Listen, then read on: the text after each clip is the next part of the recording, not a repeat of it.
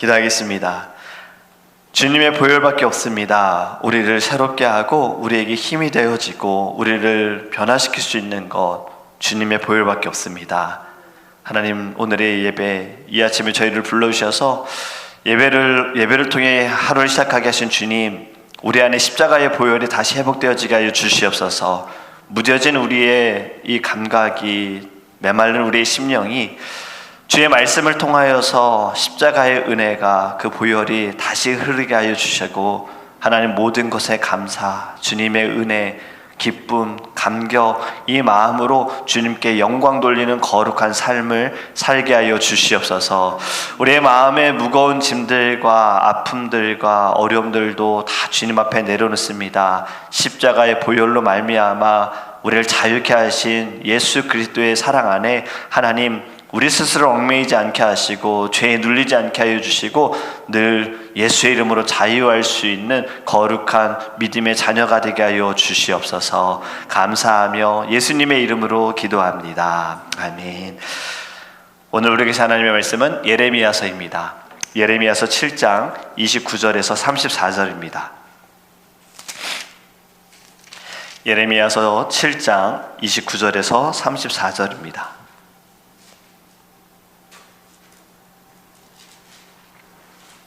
제가 주는 성경책은 구약성경 1063페이지입니다. 예레미야서 7장 29절에서 34절입니다.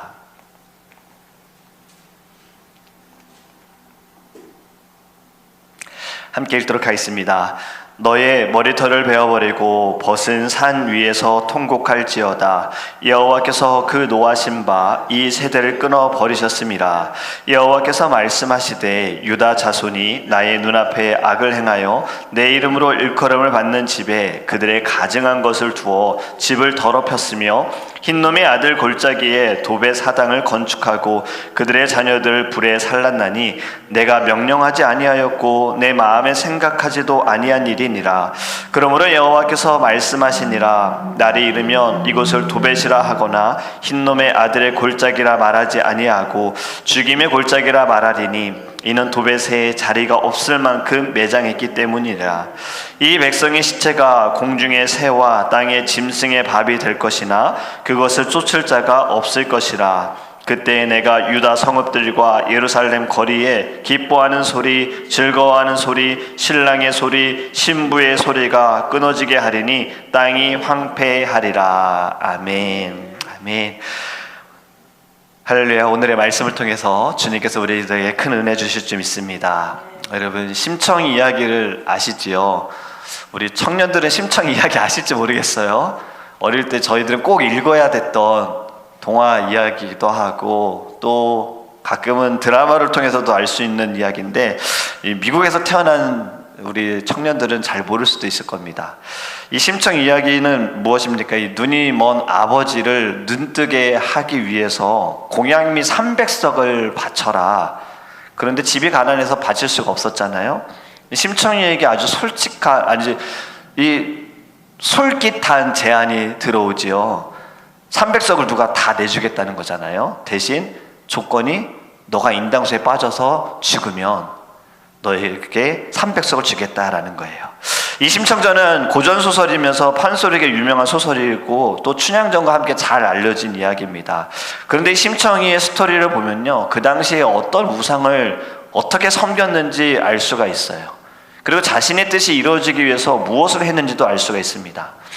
즉, 아버지의 눈을 뜨게 하고 싶어하는 심청이는 굉장히 효녀다라는 것으로 우리는 이 동화를 받아들이고 있는데, 그렇게 알고도 있는데, 그런데 아버지의 눈을 뜨게 하기 위해서 공양미 300석을 바쳐라 라는 것이 이게 말이 됩니까?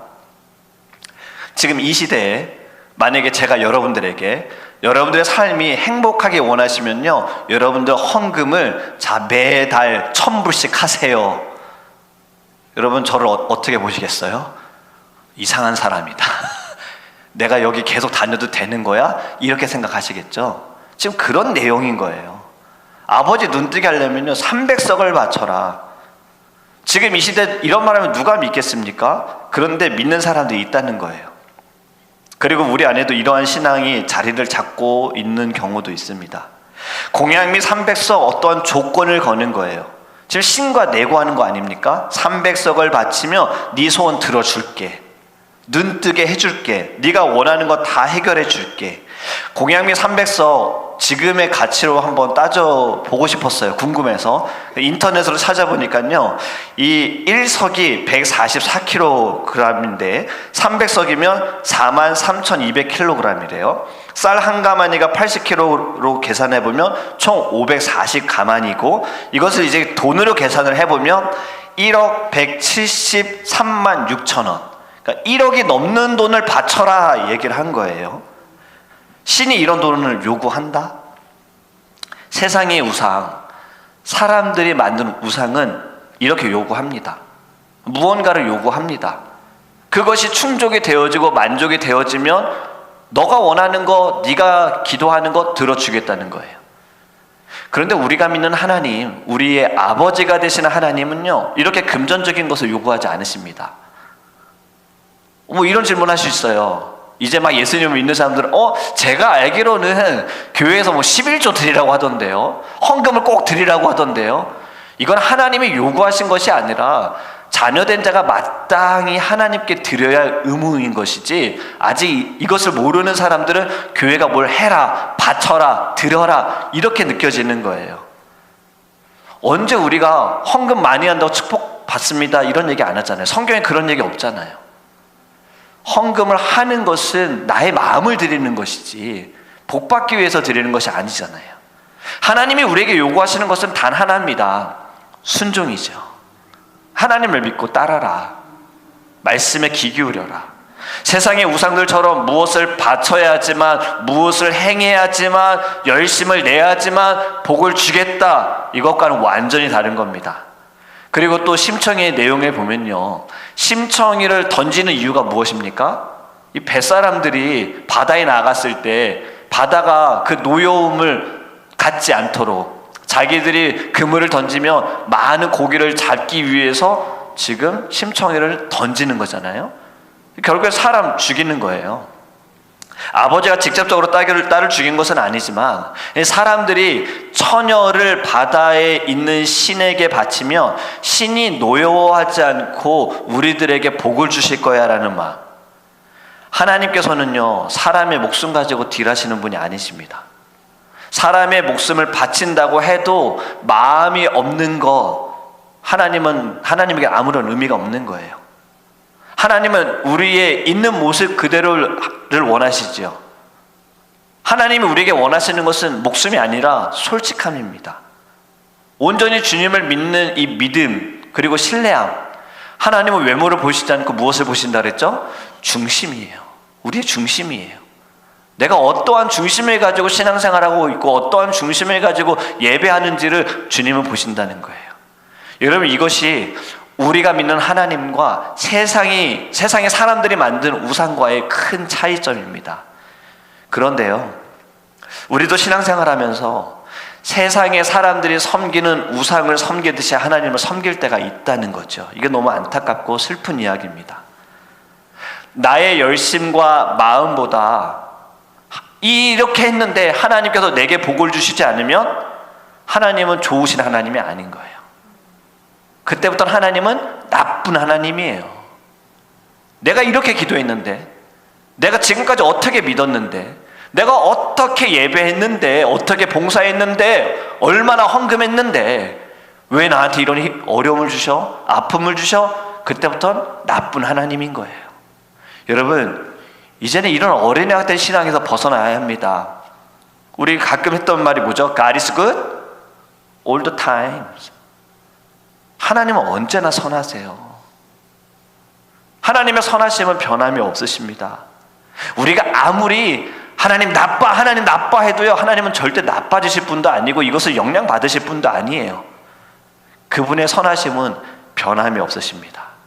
제가 앞에서 심청이 이야기를 한 이유가 뭐냐면, 오늘 본문의 말씀에 바로 이 심청에게 행한 악한 일들이 이스라엘 백성들도 똑같이 행했기 때문입니다. 바로 30절 말씀을 보면 이렇게 말씀합니다. 여호와께서 말씀하시되 유다 자손이 나의 눈앞에 악을 행하여 내 이름으로 일컬음을 받는 집에 그들의 가증한 것을 두어 집을 더럽혔으며. 아멘. 하나님을 예배하는 성전에 가증한 것을 두었다. 우상을 만들고 예배하는 곳에 우상을 세워두었다라는 얘기죠. 자, 한번 상상을 해보기 원합니다. 사실 상상조차도 하고 싶지 않은 상상인데 한번 해봤으면 좋겠어요. 여러분들 교회에 들어오는데요, 로비에 딱 들어오는 순간 향 냄새가 나요. 벌써 기분이 안 좋죠. 예배당에 딱 들어와 앉았는데 십자가 옆에 막 부적이 붙어 있어요. 여러분 기분이 어떻습니까? 불쾌합니다. 기분 나빠요. 이 교회야? 아, 다시는 오고 싶지 않아. 이런 마음 들지 않겠습니까? 지금 이스라엘 백성들 하나님 성전 그렇게 만든 거예요. 하나님을 예배하는 곳에 하나님도 예배하면서 다른 신도 내가 섬기겠다고 거기에 우상들을 막 만들어 놓은 거예요. 그런데 여러분, 이건 과거의 일이 아닙니다. 지금도 이러한 일들은요, 우리 가운데도 있어요. 제가 군대를 다녀오고 이제 학교를 트랜스퍼 하기 위해서 편입 공부를 했어요. 그때 스터디 그룹이 있었는데 한 8명이 같이 공부를 했었는데, 그 중에 한 형이 어머니가 우리가 잘 아는 한국의 큰 교회, 또 세계에서도 잘 아는 큰 교회 권사님이신 거예요. 근데 형이 이런 얘기를 하네요. 우리 엄마 권사님인데 점 보러 다녀. 점 치러 다녀. 야, 우리 집에는 문 앞에는 교회 문패가 붙어 있어. 한국은 성도님들 교회 문마다 그 교회 문패가 있잖아요. 근데 안에 들어가면 어디에는 부적이 좀 있어라고 얘기하시는 거예요. 하나님을 믿지만 교회 밖을 나가는 순간 다른 신도 섬기는 거예요. 어떻게 권사가 그럴 수 있어? 말도 안 되라고 생각할 수 있지만, 이 말도 안 되는 일이 우리는 모르지만 우리 주변에 있다라는 거예요. 성전에 다른 것을 두는 이스라엘 백성들, 다른 곳에는 우상을 두지 않았을까요? 그들이 사는 집과 그들이 일하는 곳에는 우상을 두지 않았을까요? 여러분, 교회는 다르게 말하면 결국 우리의 마음이 교회라고도 성경은 말씀하고 있지 않습니까? 지금 내 마음의 성전을 더럽히지 말라라는 말씀을 생각할 때 우리 가정에는 우상이 없습니까? 우리 안에는 우상이 없습니까? 내 마음에는 우상이 없습니까? 우리 한번 이것을 생각해 보았으면 좋겠어요. 분명 말씀을 통해서 하나님께서는 우리에게 우상을 만들지도 말고 절하지도 말고 다른 신에게 마음을 주지도 말라는 거예요. 그런데 우리는 살아가면서 가끔은 두 마음을 품을 때도 있고, 하나님보다 다른 것이 더 우선이 되어질 때도 있잖아요. 말씀이 중심이지 않고 말씀이 우선이 되지 못하는 거, 결국에는 이 모든 것 우상이 되는 겁니다. 우리의 가정과 우리의 마음, 이제는 더 이상 우상으로 더럽히지 않기를 간절히 원합니다. 어제 말씀처럼 빛의 자녀답게 말씀을 통해 우리는 분별해서요, 오직 예수만 섬기는 우리 집, 오직 예수만 섬기는 저와 여러분이 되기를 주님의 이름으로 축복합니다. 이스라엘 백성들이 얼마나 악한가. 31절 말씀입니다. 흰놈의 아들 골짜기에 도배 사당을 건축하고 그들의 자녀들을 불에 살랐나니 내가 명령하지 아니하였고 내 마음에 생각하지도 아니한 일이니라. 여러분, 이 도벳이라는 곳은요, 태우는 곳, 용광로, 제단이라는 뜻을 가지고 있어요. 몰렉신에게 제사를 드리려고 세운 사당인데 이곳에 인신 제사를 드린 겁니다. 사람을 바치는 제사를 드린 거예요. 여러분, 필라리스의 황소 들어보셨을 겁니다. 기원전 6세기경에 시칠리아에 존재하는 화형 기구인데요, 노쇠로 만든 황소의 그 안을 이렇게 비워둔 거예요.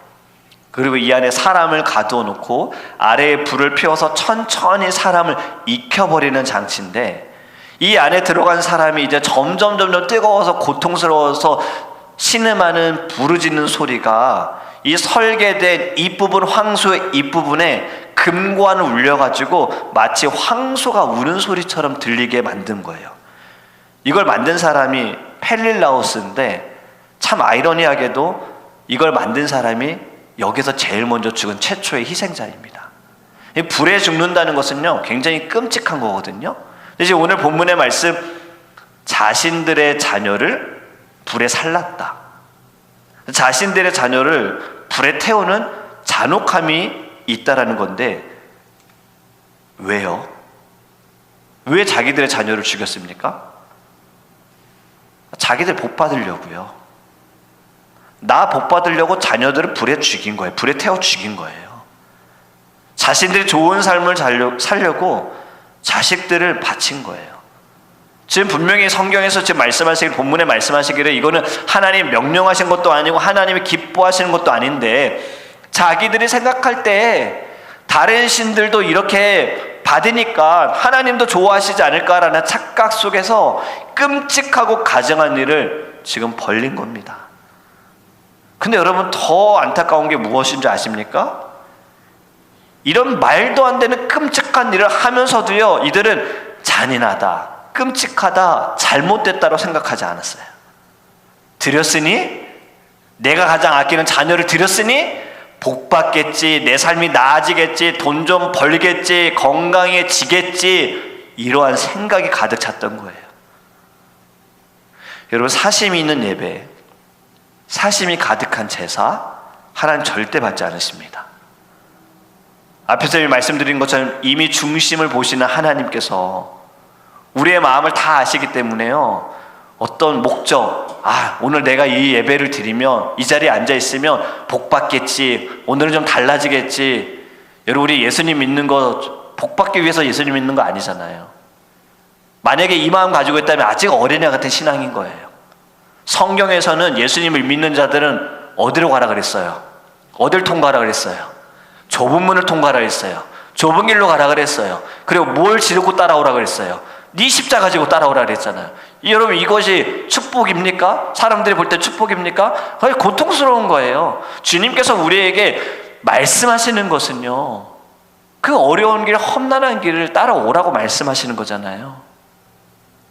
중심을 보시는 하나님께서는요, 우리의 중심이 온전히 하나님께로 집중하지 않으면 이 모든 것을 가증스럽게 여기십니다. 이로 인해 하나님이 어떠십니까? 노여워하세요. 하나님께서 노여워하셔서 세대를 끊어버리시죠. 저 하나님이 노하시면 세대가 끊긴다. 신명기 28장에 보면 하나님께서 순종하는 자에게는 복을 주시고 불순종하는 자에게는 저주를 주십니다. 근데 여기 말씀에 보면요, 축복하는 자에게는 몇 대까지 주신다 그래요? 1000대까지 주신다 그래요. 근데 저주는 몇 대까지입니까? 3대까지입니다. 여러분, 어떤 목사님은요, 이 말을 3대에서 이게 끝나는 거는, 하나님의 저주는 4대까지 갈 수가 없다라고 이야기를 하시는 분이 계세요. 왜냐하면 너무나도 크기 때문에, 그리고 그 대가 끊기기 때문에 저주는 결국 3대에서 끊긴다. 근데 또 다르게 보면 3대에서 끊기는 것이 다행일 수 있다는 거죠. 이것이 또 하나님의 은혜예요. 축복은 1000대까지 하시지만 저주는 3대에서 하나님께서 어떻게든 다시 돌아오게 하시기 위해, 택한 자를 돌아오게 하시기 위해 3대 안에 하나님 끊게 하신다라는 거죠. 근데 여러분, 중요한 것은 하나님이 노여워하시면요, 이건 보통의 고통이 아닙니다. 감당할 수 있는 고통이 아니에요. 예레미야서 8장 3절에 보면 이 악한 민족에 남아있는 자 무릇 내게 쫓겨나서 각처에 남아있는 자들이 사는 것보다 죽는 것을 원하리라 만군의 여호와의 말이니라. 여러분, 얼마나 고통스러우면 차라리 죽고 싶다라고 이야기하겠습니까? 이제 우리가 다르게 해석을 해보았으면 좋겠어요. 성경에서 분명히 시험에 대해서 이렇게 말씀하셨잖아요. 감당할 시험만을 주시겠다라고 이야기하셨죠. 그래서 우리는 늘 기도할 때 하나님은 미쁘사 감당할 시험만을 주신다고 하셨습니다. 근데 제가 이것을 감당하지 못하겠어요. 너무 힘들어요. 죽고 싶어요. 이제는 다르게 해석했으면 좋겠어요. 내가 이만큼 하나님을 노엽게 했구나. 하나님을 화나게 했구나. 하나님께서 계속해서 돌아오라고 여러 번 말씀하셨는데, 주의종을 통해서 말씀하셨는데, 경고하셨는데 내가 듣지 않아서 하나님을 노엽게 했구나. 이젠 이렇게 받아들이고 회개하는 저와 여러분이 되기를 간절히 원합니다. 오늘 읽은 마지막에 여러분 34절의 말씀, 그때 내가 유다 성읍들과 예루살렘 거리에 기뻐하는 소리, 즐거워하는 소리, 신랑의 소리, 신부의 소리가 끊어지게 하리니. 여러분, 이게 무슨 말이에요? 결혼식에서 물론 우는 분들이 계세요. 저도 미국에 와가지고 이제 저희 같이 동역한 친구 청년 결혼식에 참석했는데, 한국에 저보다 일찍 결혼한 동생들 결혼식에 참여하지 못한 그 마음이 생각이 나서 울었어요. 울면서 얼른 눈물을 닦은 거죠. 왜요? 사람도 오해할까 봐. 저기 울고 있는 사람이 신부 좋아했나 봐. 근데 되게 잘 울지 않잖아요. 되게 우는 사람은 뭐 부모님, 신부 측 부모님들 또는 이제 가까운 친구들. 왜 울어요? 슬퍼서 우는 건 아니잖아요. 너무 기뻐서, 너무 좋아서.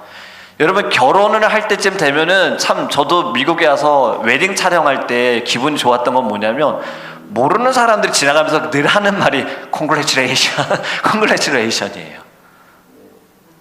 임신한 사람들 아내하고 돌아다니면 모르는 사람들 또 그렇게 얘기해요. 미국은 참 그게 너무 좋은 것 같아요. 모든 일이 다 그냥 축복인 거예요. 축하해 주는 게 너무 기쁜 거예요. 근데 그게 없다는 겁니다, 지금. 그게 다 이제 사라진다는 거예요. 아이들의 웃음소리도 없고요. 사람들이 웃을 일도 없고요. 기뻐할 일도 없고요. 그냥 여기저기서 애통하는 소리, 슬퍼하는 소리밖에 없다는 거예요. 여러분, 하나님께서 이스라엘 백성들을 이집트 땅에서 데리고 나오실 때 10번째 재앙, 사실 이거 굉장히 끔찍한 일이에요. 여러분들 잠을 자고 있는데 갑자기 막 옆집에서 막 대성통곡하면서 울어요. 근데 또 그 옆집이 막 울어요. 앞집도 울어요. 곳곳에서 막 우는 소리밖에 안 들려요. 막 비명 질러가면서. 이거 되게 끔찍한 일 아닙니까? 지금 그 상황인 거예요. 하나님이 노하시면요, 우리 웃을 일도 없어요. 웃지도 못해요.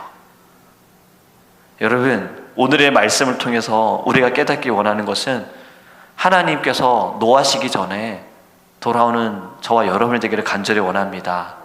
9장 32절에, 예레미야서 9장 32절에요, 이렇게 말씀합니다. 그러므로 여호와께서 말씀하시니라, 날이 이르면 이곳을 도벳이라 하거나 흰놈의 아들의 골짜기라 말하지 아니하고 죽임의 골짜기라 말하리니 이는 도벳에 자리가 없을 만큼 매장했기 때문이니라. 도벳이라는 곳, 아까 사람을 죽여서 제사를 드렸던 이곳, 흰놈의 아들의 골짜기, 같은 곳인데, 드리는 자들에게 이렇게 생각했겠죠. 와, 축복의 자리다. 근데 하나님께서는 이곳을 죽임의 골짜기라고 부르신다는 거예요. 여러분, 우리도 삶의 자리에서 축복의 자리라고 착각하는 경우들이 있어요. 우리에게 중요한 것은 여러분 복 받는 거 아닙니다. 복 받는 것보다 더 중요한 것은 내가 하나님께 기쁨이 되고 있느냐고요. 내가 하나님의 마음에 지금 합한 삶을 살아가고 있느냐예요. 그리고 하나님이 지금 나를 보실 때 어떠한 마음을 가지고 계시느냐, 이것이 더 중요해요. 진정한 축복의 자리는 어떤 자리인 줄 아십니까? 회개하는 자리입니다. 내 죄를 깨닫고 주님 앞에 간절히 용서를 구하는 자리가 축복의 자리인 줄 믿습니다. 왜냐하면 회개하는 순간 죄에서 자유하게 되어지고 사망의 권세에서 벗어나게 되어지고 사단의 그 끌려 다니는 모든 악함에서 자유를 누리게 되어지기 때문에 축복의 자리인 줄 믿습니다.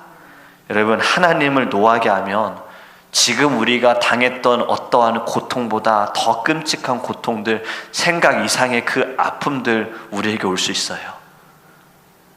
그렇다면 차라리 지금의 고통에서 깨닫기를 원해요.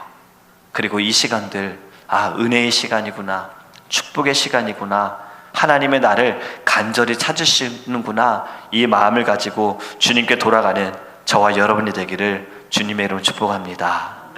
이제 함께 기도하기 원합니다. 여러분, 첫 번째로 기도하기 원하는 것은요, 심청이 이야기를 했는데 사실 그 뱃사람들이 하는 행동 우리와 다를 거 없어요. 이스라엘 백성들이 하나님을 예배하는 성전에 우상을 세웠던 것, 아끼는 것을 드려야 복받겠다라는 마음 가진 것, 잘 생각해보면 사실 우리들에게도 이런 모습이 있었어요. 우리 이것을 먼저 회개했으면 좋겠습니다. 더 이상 우리가 예배하고 신앙생활하는 것이 복받고 싶어서, 결국에 그 복이 이 세상에서 다른 사람들보다 좀 더 잘 살고 싶고 좀 더 뭔가를 갖고 싶고 다른 사람들이 부러워하는 삶, 이것 때문에 우리 복을 원하는 거 아닙니까? 이젠 그거 우리 벗어났으면 좋겠어요. 주님이 나와 함께 하심이 나는 이미 복을 누리고 있습니다. 내가 예수님께 붙어 있음이 나는 이미 축복의 사람인 줄 믿습니다. 이제는 주님, 내 안에 우상을 무너뜨리게 하시고 내 안에 바벨탑을 무너뜨리게 하소서. 내 안에 있는 교만함을 꺾어지게 하소서. 주님이 노하시면, 하나님이 노하시면 정말 나는 감당할 수 없고 주님 죽고 싶습니다라고 고백할 수밖에 없는데, 주님이 노하시기 전에 말씀을 통해 깨닫게 하여 주소서.